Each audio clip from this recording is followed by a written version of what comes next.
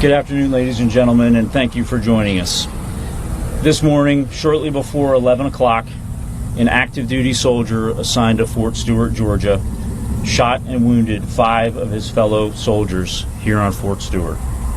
Thankfully, all are in stable condition and all are expected to recover. The alleged shooter is in custody. We have reestablished security.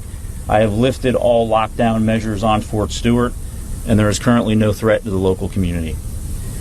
I'd like to recognize and thank our Army law enforcement and medical personnel and our partners from local, state, and federal law enforcement and emergency services for their quick response and support. I would also like to thank the brave soldiers who immediately intervened and subdued the shooter. These soldiers, without a doubt, prevented further casualties. Our wounded soldiers were initially evacuated to Wynn Army Community Hospital right here on Fort Stewart. All arrived in stable condition, and 3 of the 5 required surgical intervention. 2 have been transported to Memorial Hospital in Savannah, Georgia for additional care. We have identified the alleged shooter as Sergeant Cornelius Radford, an automated logistics sergeant assigned to 2nd Brigade Combat Team. Sergeant Radford has not previously deployed to combat. Sergeant Radford has been interviewed by the Army Criminal Investigation Division and is currently in pretrial confinement, awaiting a charging decision by the Office of the Special Trial Counsel. Right now, our primary focus is first on caring for our injured soldiers and their families, and also supporting the soldiers of the Spartan Brigade. All of the families of the victims have been notified, and we're wrapping our arms around them and ensuring we provide them all the support that we can. Before I take questions, I want to remind you that this is an ongoing investigation and we're still gathering questions. And ladies and gentlemen, I'll now take your questions. General Lewis will be supposed to know. Can you give us what unit he was assigned to and how long he served in the Army? I think you didn't mention that. Yeah, he is assigned to one of our sustainment units here in 2nd Brigade Combat Team at Fort Stewart, and I will have to confirm how long he served with us.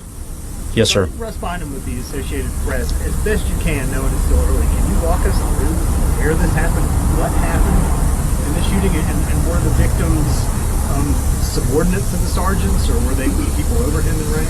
Yeah, right now it's premature, and we're gathering a lot of the information. What we know is this soldier, the shooting occurred at the soldier's place of work. It did involve his co-workers. We're still not certain about the motivations, but again, he's been interviewed by Army investigators, and we believe we'll gain more information here shortly. Yes, ma'am.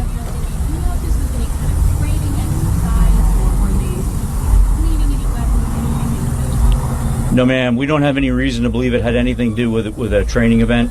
Other than that, I can't state the motivations for this soldier.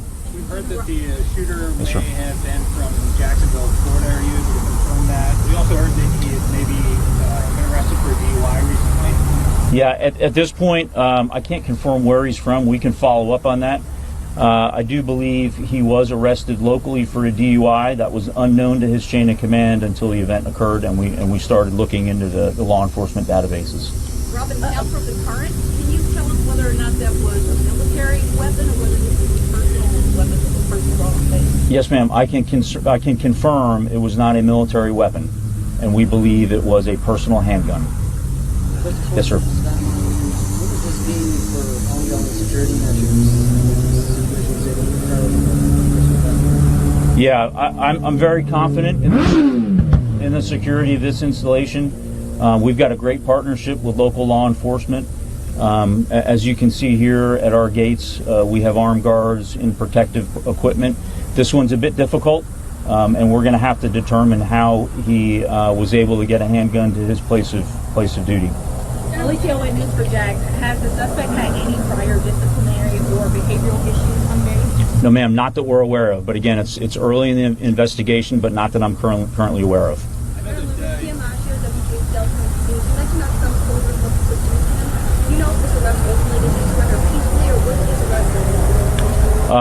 I don't have the details on that, but I know that his soldiers in the area that witnessed the shooting immediately and without hesitation tackled the soldier, subdued him, that allowed law enforcement to then take him into custody. And we've got time for one more question. I know that you can't speak to the motivation, but if this turns out to be some situation where somebody had extremist beliefs or maybe classified as a terrorist attack, I mean, how does that change the basis of response or the basis of investigation moving forward? Yeah, currently we have no reason to believe any of that is the case. However, we continuously assess the threat environment, both in the immediate area and across our Army and DoD installations, and we will address the threat level accordingly. You have the rank of the shooter? Yes, sir. He was a sergeant. Ladies and gentlemen, thank you for your questions, and again, thanks to the local responders and the local community for their help. Thanks, and have a great afternoon. Thank you, sir.